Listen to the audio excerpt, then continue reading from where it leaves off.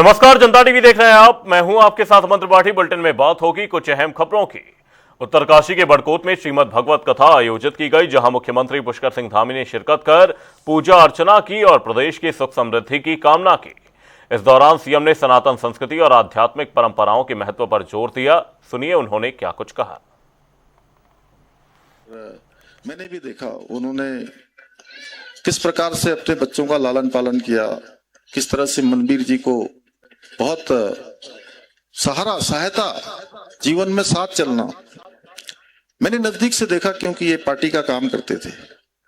लेकिन इनकी मुझे एक चीज बहुत अच्छी लगी, वो अविस्मरणीय है कि वो बीमार भी थी और संघर्ष कर रही थी, लेकिन उसी दौरान केदारनाथ विधानसभा का चुनाव भी चल रहा था। आप सोचिए कि एक तरफ इस प्रकार की स्थिति हो, दूसरी तरफ लगातार पार्टी के काम को आगे बढ़ाने के काम के लिए हमारे मनबीर जी सीधे वहीं पर अगस्त मुनि में डेरा जमाकर वहां पर जमे रहे।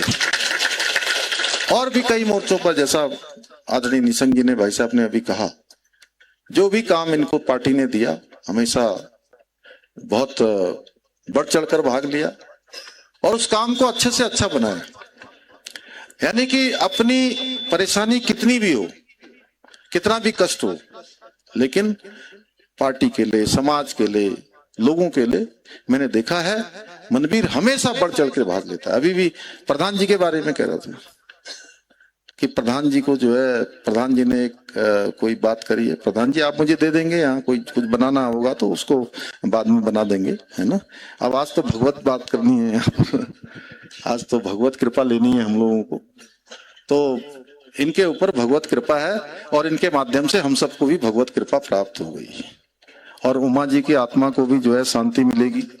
और उमा जी की आत्मा को ही नहीं, वही मैं बहुत ज्यादा तो नहीं, लेकिन जितना थोड़ा सा अल्प ज्ञान मेरा है, तो भगवत कथा का श्रवण करने से, भगवत कथा का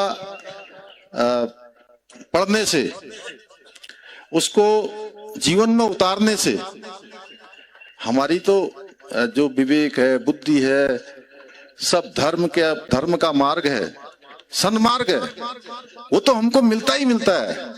लेकिन इसके साथ साथ एक बड़ा काम होता है कि हमारे पितृ भी हम श्रवण करते हैं, हम सुनते हैं, हम पढ़ते हैं, हम मनन करते हैं, हम चिंतन करते हैं, तो वह भी जो है बैकुंठवासी हो जाते हैं, कहीं अगर इधर उधर रहते हैं तो। ये भगवत कृपा का बहुत बड़ा एक उनका आशीर्वाद है। तो निश्चित रूप से ऐसी कृपा हम लोगों को प्राप्त हुई है। और जितनी बार व्यास जी कह रहे थे, व्यास जी मेरा मन करता है कि मैं तो धर्म कर्म में ही लगा रहा हूं हर समय। और ये धर्म कर्म का ही समय है देश में कि प्रधानमंत्री मोदी जी के बनने के बाद देश में सनातन का, मैं कहूंगा कि स्वर्णिम युग आया है। देखिए 500 वर्षों के बाद हम सब कोई परेशानी में होते हैं, कोई कष्ट होता है, किसी को भी कष्ट होता है, तो क्या मन से अनायास ही निकलता है, मुंह से निकलता है राम, हे राम, ये निकलता है ना। और ऐसे राम का मंदिर बने, हम सब सोचते थे। ये मंदिर बना हमारे प्रधानमंत्री मोदी जी के नेतृत्व। देहरादून स्थित भाजपा प्रदेश कार्यालय में एक बार फिर सदस्यता अभियान के तहत कई नए चेहरों की एंट्री हुई। कांग्रेस की पूर्व नेत्री मीना शर्मा और लक्ष्मी राणा समेत कई नेताओं ने भाजपा का दामन थामा। वहीं घनसाली से निर्दलीय चुनाव लड़ चुके दर्शन लाल भारती भी पार्टी में शामिल हुए। प्रदेश अध्यक्ष महेंद्र भट्ट ने दावा किया कि यह जुड़ाव प्रधानमंत्री मोदी और मुख्यमंत्री धामी के कार्यों से प्रभावित होकर हो रहा है। उन्होंने नारी शक्ति वंदन अधिनियम को भी बड़ा कारण बताते हुए कांग्रेस पर निशाना साधा और कहा कि आने वाले समय में पार्टी में और बड़े लोगों के शामिल होने की संभावना है। प्रभावित होकर जिस तरह से देश को आगे ले जाने का काम कर रहे हैं और उत्तराखंड के यशस्वी हमारे मुख्यमंत्री पुष्कर सिंह धामी जी, जिनकी कार्य और नीति से प्रभावित होकर, और हमारे प्रदेश अध्यक्ष अजय भट्ट जी का मैं धन्यवाद करती हूँ, और महेंद्र भट्ट जी का, हमारे विधायक शिव अरोरा जी का धन्यवाद करती हूँ। और जिस तरह से भारतीय जनता पार्टी नारी शक्ति वंदन अधिनियम लाने का काम कर रही है और कांग्रेस पार्टी ने उसका विरोध किया है। एक तरफ तो कांग्रेस पार्टी नारी न्याय और लड़की हूँ लड़ सकती हूँ जैसे कार्यक्रम करके संदेश देना चाहती है कि हम महिलाओं के हित बात होती है। इस बीच में कांग्रेस की 2 महिला नेत्रियों को आपने शामिल कराया। देखिए, मैं पहले दिन इस बात को कह रहा हूँ, पूरे प्रदेश के अंदर पुष्कर धामी जी के कार्यों से प्रभावित होकर और देश के यशस्वी प्रधानमंत्री जी के कार्यों से राज्य के विकास को ध्यान में रखते हुए बड़ी संख्या में जनप्रतिनिधि भारतीय जनता पार्टी से जुड़ रहे हैं। कांग्रेस के पास महिला नेत्री के नाम पर गिनती की बहनें थी। उन गिनती की बहनों में से आज 2 बहनें जो कांग्रेस में एक बहुत बड़ा अपना स्थान रखती थी, मीना शर्मा जी और हमारी लक्ष्मी राणा जी, दोनों ने आज भारतीय जनता पार्टी कांग्रेस के लिए अपना 30 वर्ष जीवन दिया है और कांग्रेस को मजबूत किया है क्षेत्र में। और जब परिवार, इसीलिए लोग जोड़ते हैं कि परिवार में जब मुसीबत आए तो लोग उसके काम आए, लेकिन जब विपदा आई तो कांग्रेसियों ने सपोर्ट करने के लिए, बड़े नेताओं ने सपोर्ट करने के बजाय उस पे उल्टे आप ही के चैनलों पे बोला गया कि वॉशिंग मशीन में चली गई, जबकि मैं अपनी लड़ाई लड़ रही थी। और उसके बाद भी जब मैं किसी पार्टी में नहीं गई, किसी में नहीं गई, और आप अपने परिवार को, इसलिए हम परिवार के साथ जुड़ते हैं कि परिवार सपोर्ट करे, और जब वो परिवार सपोर्ट ना करे तो आदमी खिन्न होकर ऐसे परिवार में रहना तो बेकार है। जिस परिवार में आपको सपोर्ट नहीं, मैं अगर मेरे माँ बाप है, मेरे भाई बहन है और मेरे पर विपत्ति आती है और वो परिवार साथ ना दे, तो ऐसे परिवार में हम उस परिवार में रह के करेंगे क्या। जब मैं आज ये सब निपटा मामला तो मैंने भारतीय जनता पार्टी को समर्थन। रुड़की में किसान नेता राकेश टिकैत और खानपुर विधायक उमेश कुमार की मुलाकात ने उत्तराखंड की राजनीति में हलचल तेज कर दी है। इस दौरान दोनों नेताओं के बीच प्रदेश के हालात, किसानों की समस्याओं और आगामी चुनावी समीकरणों पर चर्चा हुई। टिकैत ने उमेश कुमार की सराहना करते हुए गन्ना भुगतान का मुद्दा उठाया और उन्हें राजनीति में आगे बढ़ने की सलाह दी। वहीं उमेश कुमार ने इस मुलाकात को पारिवारिक बताते हुए कहा कि उन्हें टिकैत से समय समय पर मार्गदर्शन मिलता है। साथ ही उन्होंने राजनीतिक बयानबाजी पर भी पलटवार किया। है अगले महीने में, तो उसकी तैयारी देखने के लिए आए।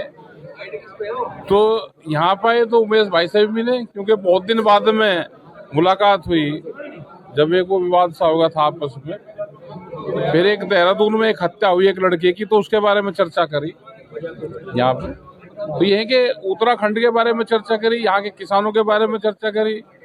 और ये संघर्षशील आदमी है, यही सही जानकारी उत्तराखंड की दे सकते हैं कि उत्तराखंड की सरकार क्या कर रही। आप विधानसभा में भाई ठीक मुद्दे अपना उठाते रहे, तो यही बातचीत हुई। क्योंकि सर 2027 के इलेक्शन भाई अच्छा, हम तो सबसे मिलेंगे, इनसे मिलना कोई अपराध थोड़ा है। ऐसे विचारधारा के लोग ही हाउस में जाएं जो किसी पार्टी का, किसी का दबाव में ना आए। तो यही लोग आजकल चाहिए जिन्हें लोग बागी कहें, बागी ही देश को बचा सकता है। मेरा उनका रिश्ता कोई आज का रिश्ता नहीं है, ना ये राजनीतिक रिश्ता है। मेरा उनके साथ लगभग 2014-15 से रिश्ता है और हमेशा समय पर गाए बगाए जब भी मुझे कोई ज़रूरत पड़ी उनके दिशा निर्देश की या किसी उनसे सलाह की, तो उन्होंने हमेशा मुझे एक बच्चे की तरह, बेटे की तरह सलाह दी। और अभी भी जो है वो आज यहाँ मिलने के लिए आए हैं, निकल रहे थे यहाँ से, तो उनका फ़ोन आया कि भाई उमेश कहाँ हो। तो मैंने बताया, तो बोले ठीक है बैठेंगे। बैठे मुद्दों पे भी उनसे सलाह ली गई, उनसे पूछा गया कि क्या मार्गदर्शन है, कैसे करना है। तो आने वाले भविष्य की बात है, उनका तो आशीर्वाद मुझे हमेशा है। केदारनाथ धाम में वीआईपी दर्शन को लेकर उस वक्त विवाद खड़ा हो गया जब उद्योगपति गौतम अडानी के दर्शन के दौरान कुछ श्रद्धालुओं ने विरोध जताया। श्रद्धालुओं का कहना था कि धाम में सभी को समान रूप से दर्शन का अवसर मिलना चाहिए। मामला बढ़ने पर बद्रीनाथ केदारनाथ मंदिर समिति ने सफाई देते हुए कहा कि किसी भी तरह की वीआईपी व्यवस्था नहीं है और अडानी ने भी सामान्य श्रद्धालुओं की तरह करीब 5 मिनट में दर्शन किए। ये कौन बोल रहा है खुल के? कल भी जो थोड़ा सा विवाद हुआ था वो पुलिस कर्मी द्वारा, जो निकासी द्वार है, मैं स्वयं वहां उपस्थित था, अडानी जी ने सिर्फ 5 मिनट में दर्शन किए और सामान्य तरह से दर्शन करके, क्योंकि इस बार हमने जो गर्भगृह में सामान्य पूजा रखी हुई है, दोपहर में वहां पर कोई भी अभिषेक, कोई पूजा नहीं होती, किसी ने भी पूजा नहीं की।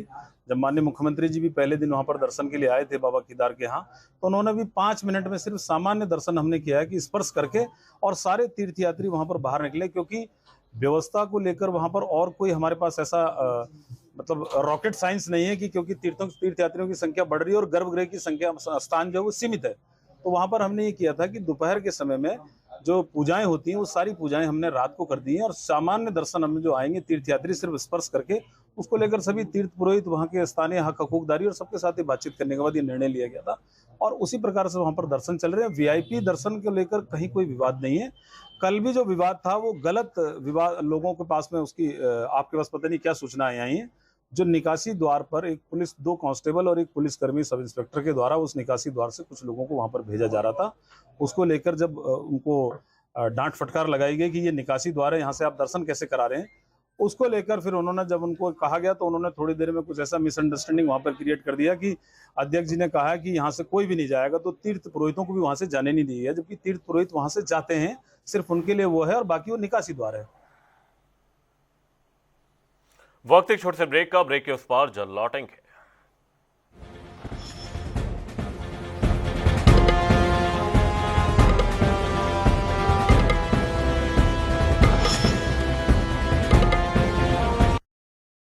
रूप मंत्रा आयुर्वेदिक फेस वॉश, इसमें है क्यूकम्बर के प्योर एक्सट्रैक्ट्स जो नेचुरली चेहरे को मॉइस्चराइज रखे। ये कोई कॉस्मेटिक नहीं, आयुर्वेदिक औषधि है।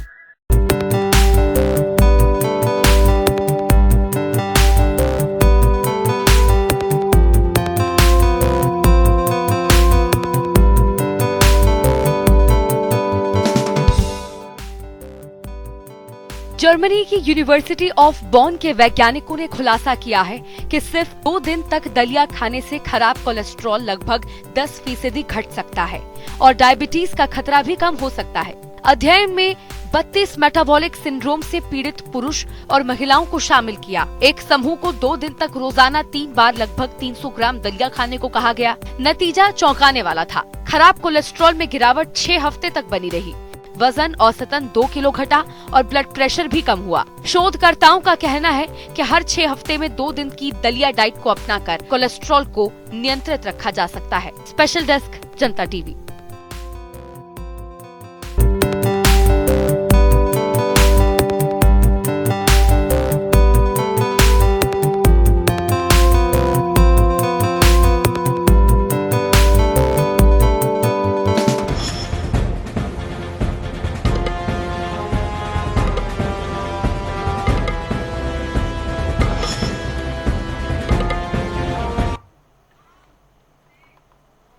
ब्रेक के बाद आपका स्वागत है। आप देख रहे हैं जनता टीवी। रुक करेंगे अगली खबर की ओर। देहरादून में कांग्रेस भवन में आयोजित संकल्प सभा के दौरान युवा कांग्रेस के 470 नए पदाधिकारियों ने पदभार ग्रहण किया।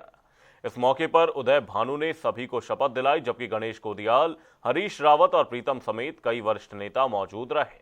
नवनियुक्त प्रदेश अध्यक्ष विशाल भोजक के नेतृत्व में टीम ने संगठन को मजबूत करने और आगामी चुनावों के लिए पूरी ताकत से जुटने का संकल्प लिया। देखिए, युवा कांग्रेस वैसे भी पूरे देश में बहुत प्रभावी है, लेकिन जब पदों पर नए लोग आते हैं तो नए जज्बे के साथ काम करते हैं। बहुत दिनों तक एक पद पर रहने के साथ कुछ सुस्तियां आ जाती हैं, लेकिन जब नई टीम आती है, नए लोग आते हैं तो नए ताकत के साथ काम करते हैं। तो यही उम्मीद इनसे है और मेरा पूरा विश्वास है कि ये लोग उन अपेक्षाओं पर खरा उतरेंगे। ये भारतीय जनता पार्टी की सरकार ने मुद्दों की कोई कमी नहीं छोड़ी है। हमारे प्रदेश का युवा पूर्ण रूप से प्रताड़ित है, पूर्ण रूप से छला गया है। हमारे प्रदेश के युवाओं के साथ, हमारे प्रदेश की बहनों के साथ, बेटियों के साथ, हमारे प्रदेश के बुजुर्गों के साथ इस भारतीय जनता पार्टी की सरकार ने पिछले 10 साल हो जाते हैं का काम किया है। युवाओं को ना रोजगार के नए अवसर मिल पाए। प्रदेश अध्यक्ष का आज पदभार ग्रहण का जो हमारा कार्यक्रम हुआ है और पूरे प्रदेश से जिस तरह बड़े उत्साह से हमारा युवा कांग्रेस का नौजवान आज है और आप देख रहे होंगे कितना उत्साह नौजवानों में है। निश्चित रूप से हमारी युवा कांग्रेस एक मजबूत ताकत रूप में बढ़कर खड़ी होगी। और क्योंकि आज जो हाथ आज प्रदेश के हैं, जो माहौल आज देश के हैं, उस माहौल में यह आवश्यक है कि युवा कांग्रेस एक बुत ताकत के रूप में खड़ी है।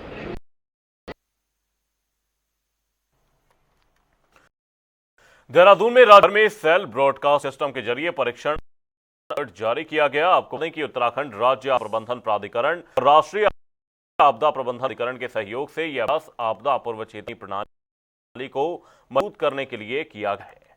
वहीं अधिकारी साफ किया कि यह केवल अलर्ट है, इससे घबराने की जरूरत नहीं है। इसका उद्देश्य आपके समय त्वरित और प्रभावी सूचना प्रसारण सुनिश्चित करना है ताकि जन की हानि को कम किया जा सके।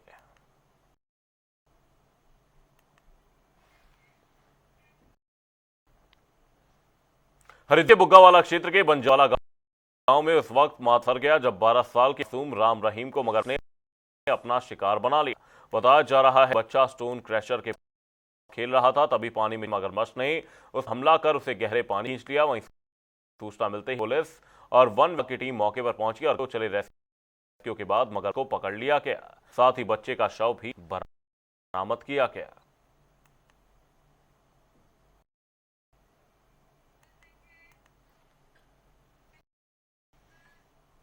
हरिद्वार के सरवा घाट पर उस समय हंगामा हो गया जब एक महिला पालतू कुत्ते को गंगा में हिलाने लगी।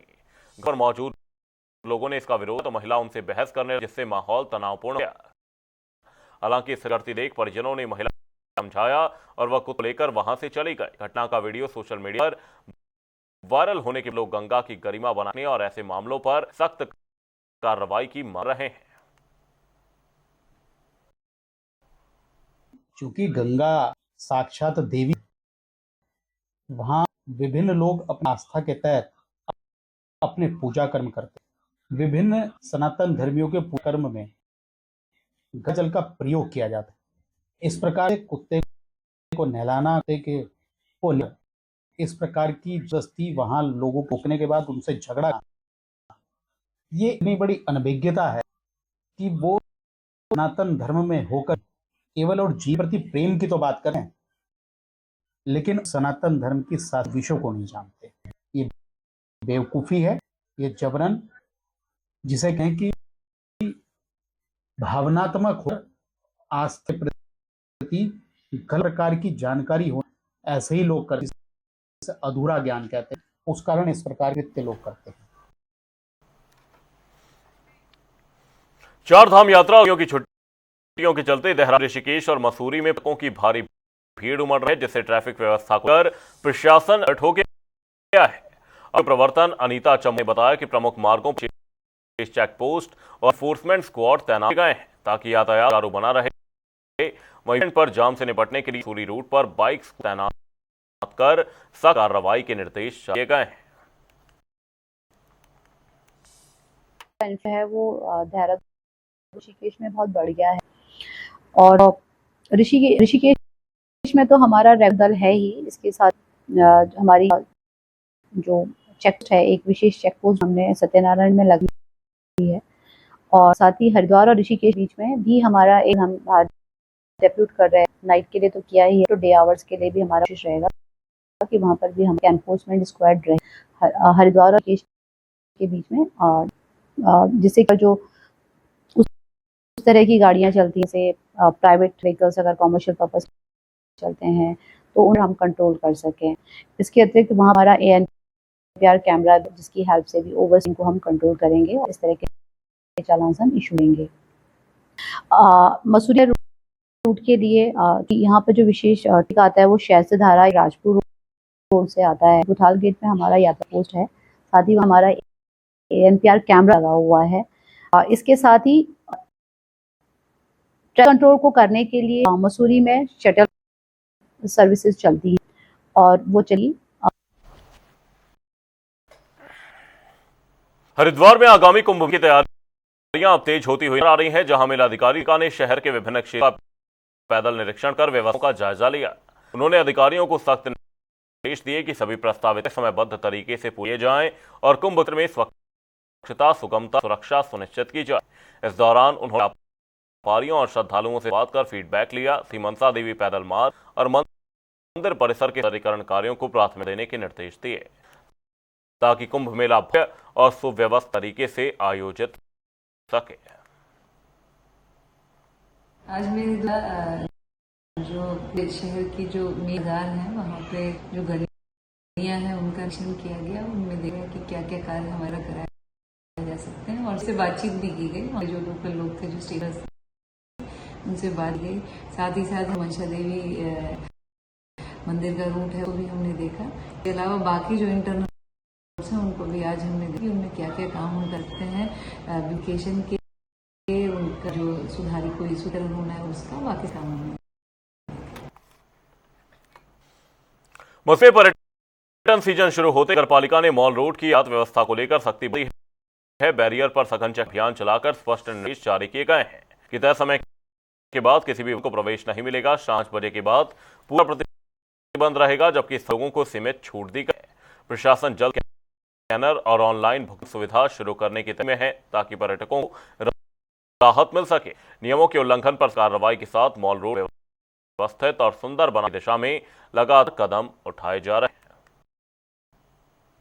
सीजन का टाइम शुरू हो गया, आज 1 तारीख है और जिस तरीके से आज पूरे शहर में है उसको देखते हुए मुझे लगता है कि आप यहाँ सिर्फ मालिक नहीं, प्रशासन नहीं, कल लोगों की सहभागी के माध्यम से भी हम क्राउड को कंट्रोल कर सकते हैं। आज मैं आप लोगों के माध्यम से चाहूंगी कि आज 1 तारीख से पालिका प्रशासन ने एक नियम बनाया, एक 5 के बाद किसी भी तरीके की आवाजाही गेट के नहीं होगी, दोनों गेटों के। दूसरा 6 तक जो लोकल जो मंदिर के घर माल रोड अंदर है उनके लिए बजे तक की छूट दी है। साथ ही जो बच्चे कॉलेज जा रहे हैं, तो कॉलेज से लेट लौट के आते हैं, मॉल रोड पे जिनका घर है तो अगर जॉब से बाहर लेट घर तो उनकी 1 टाइम रखी गई है, कर सकते हैं। उत्तराखंड में मौसम एक बार फिर करवट ले ली। मौसम विज्ञान केंद्र देहरादून के अनुसार पिछले 24 घंटे पहाड़ी इलाकों में किसी मध्यम बारिश दर्ज हुई है। आने वाले 5 मई तक प्रदेश भर में के साथ बारिश, आकाशीय और 40 से 50 किलोमीटर प्रति घंटे की तेज हवाओं की चेतावनी जारी की गई।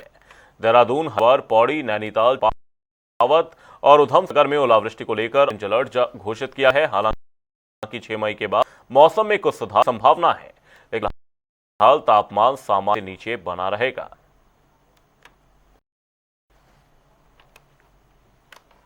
उत्तराखंड के पर्वतीय क्षेत्रों में कुछ स्थानों पर हल्की से मध्यम वर्षा दर्ज की गई है। मौसम पूर्वानुमान की बात करें तो 2 को उत्तराखंड के पर्वतीय क्षेत्रों में कहीं हल्की वर्षा के साथ वर्षा मिलने की संभावना है।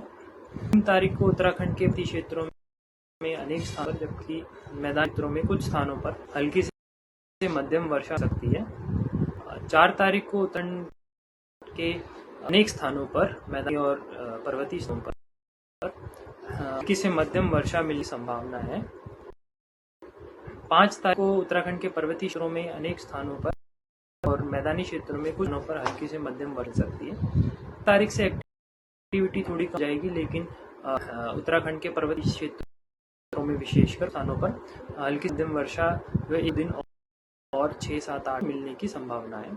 चेतावनी की बात तो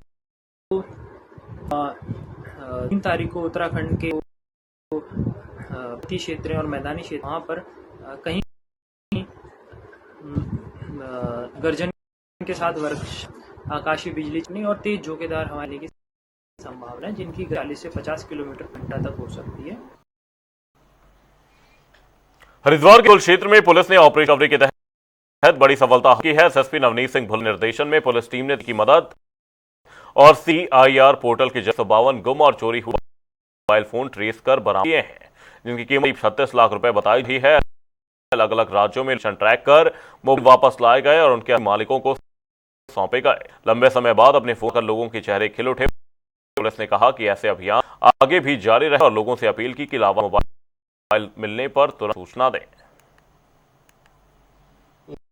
लगभग 101 मोबाइल रिकवर किया गया है और जिसकी कीमत 36 रुपए करीब में है, तो उसको रिकवर किया गया। जो भी इसके ओनर हैं उनको आया गया, जिसको कि उनको किया जाएगा। पुलिस अधीक्षक महोदय का निर्देश रहता है कि केंद्रित पुलिसिंग होनी चाहिए और चूंकि कहीं न कहीं आर्थिक नुकसान होता है अगर किसी मोबाइल खो गई या चोरी गई तो लिहाजा लोगों कहीं न कहीं परेशानी हो, कुछ लोग उनको कहीं ना अपनी से या जरूरी जो कार्यां उनसे दूर रहना पड़ता है। इसके लिए बहुत अच्छा है कि भारत सरकार के डिपार्टमेंट ऑफ टेली कम्युनिकेशन के CIR पोर्टल किया गया और उसमें आप पोर्टल पे जाकर अगर किसी व्यक्ति की कोई मोबाइल खो जाती है तो आप व्यक्ति से भी कहीं ना कहीं ये जो बेसिक इन्फॉर्मेशन को मेरे पास मैं कंपनी में काम थी, वहाँ से मेरा फ़ोन चोरी हुआ तो फिर मैंने एप्लीकेशन लाया था यहाँ पे आके मेरे पास कल फ़ोन आया कि आपका फ़ोन मिल जाए तो आज मैं फ़ोन लेने आई। अभियान चला रही है पुलिस आप क्या बहुत खुश हैं, कल से मेरे पास फ़ोन आया है तो मुझे खुशी मिली है कि मेरा फ़ोन पास मिल गया है। पुलिस के लिए क्या पुलिस ने अच्छी पूरी कोशिश की है कि फ़ोन खोजने में सबको सपोर्ट किया है, फ़ोन के चक्कर में कि जितने भी लोग थे सबका खोजा है, सबको मिला है। धन्यवाद। बुलेटिन में फिलहाल के लिए इतना ही, रुकेंगे एक छोटे से ब्रेक के लिए। रहिए जनता टीवी।